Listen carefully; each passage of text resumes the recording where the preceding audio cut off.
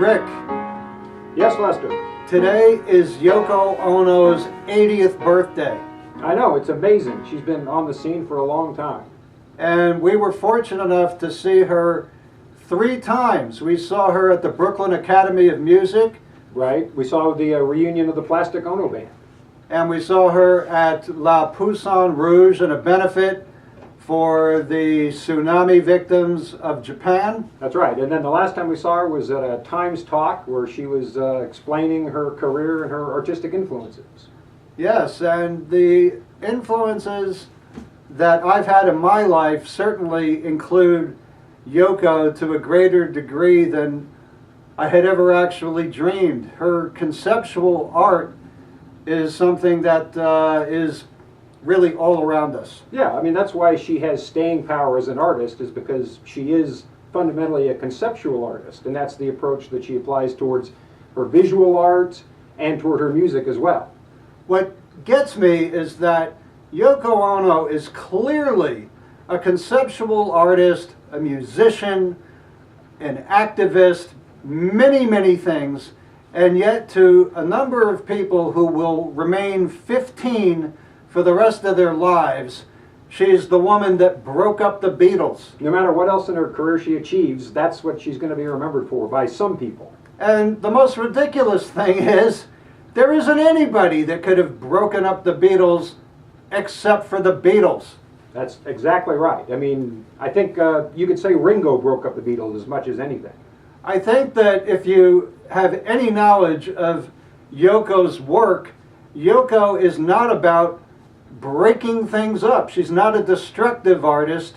If anything, she shares the same positive vision that the Beatles did, and this is reflective in everything from her paintings to her poems to her films. Yeah, I mean, John Lennon was hugely influenced by her. That you can look at a song like Imagine, which was directly taken from her ideas, and John himself said that the idea behind Imagine was inspired by her book Grapefruit.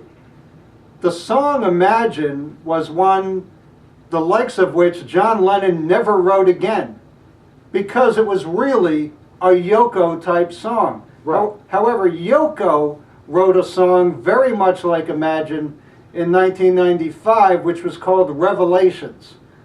And it picks up where Imagine left off. Imagine is about imagining all these good things that could happen, and then Revelations, with its constant refrain of bless you for your anger, bless you for your sorrow, bless you for your jealousy, it's reassuring somebody that their life is okay after a long period of things not necessarily going the way you want them to go. That's interesting. I mean, imagination comes from within, but revelations come from without.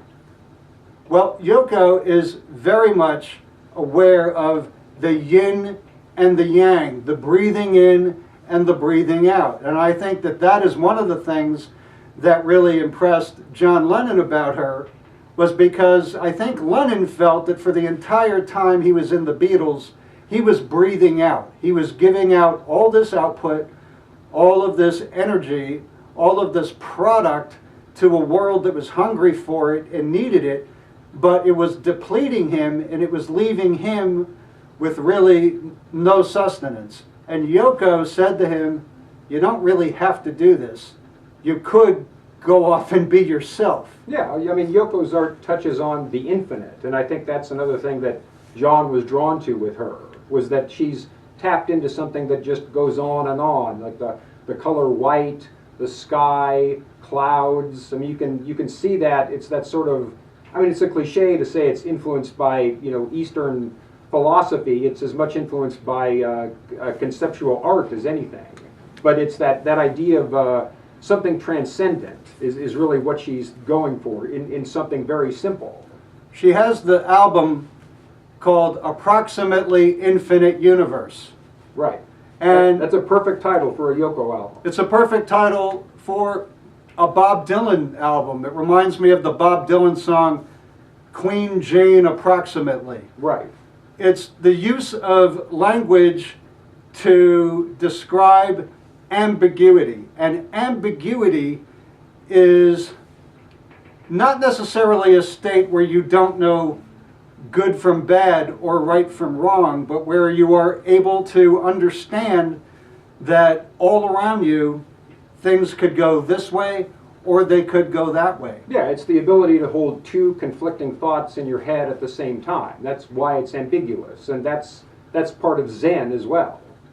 Being able to hold two conflicting thoughts in your head at the same time is actually a sign of greater mental health. Having to hold one thought in your head at all times is really not using your imagination. It's really not giving over to the natural creativity that Yoko believes we all have. Yoko is not an elite artist, despite the fact that some people think that's the realm she comes from. Her instructional, conceptual art is designed for anybody. It doesn't put up a wall between the artist and the viewer. Yoko is extremely inviting. Yeah, she was basically a pioneer of crowdsourcing. She was crowdsourcing her art 50 years ago. It's true, and yet, possibly because of her association with the Beatles, her own artistic impulses were just simply not perceived. There was an interview with Sean where he said he just did not understand why the whole world wasn't singing along with Yoko. He said, the songs are great. He said, the art is great. And then he said, but the world didn't sing with her.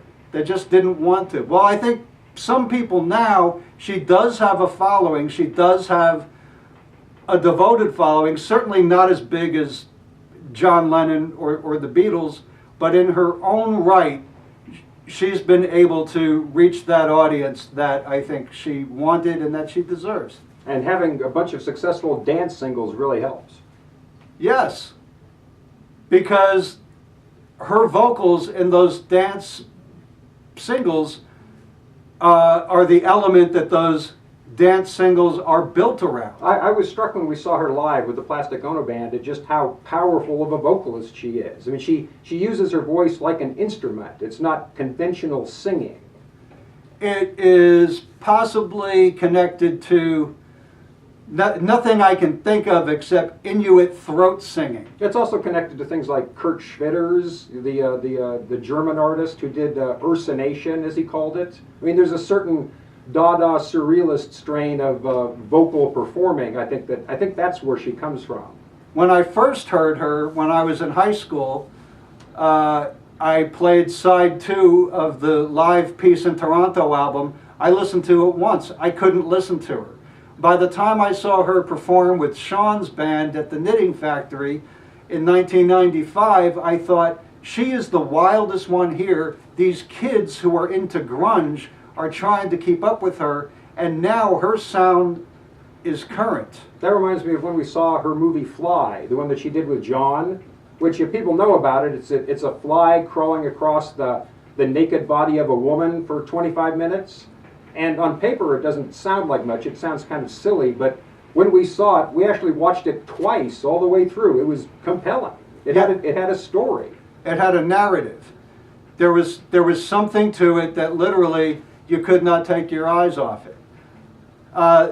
This is true of so many of the things that Yoko has done. She was criticized for some of the things she included in her John Lennon exhibit that she did for the Rock and Roll Hall of Fame Annex in the Village. That was another thing that we saw. And you could tell when you went there that the exhibit was designed by her. I knew that the minute we walked in the door because it had all of her hallmarks in it. There is something that at this point in time I have as much of a history with the way that Yoko puts things together as I do with the way the Beatles put things together. I've seen Yoko several times. I've still never seen Ringo's All-Star Band. That's interesting.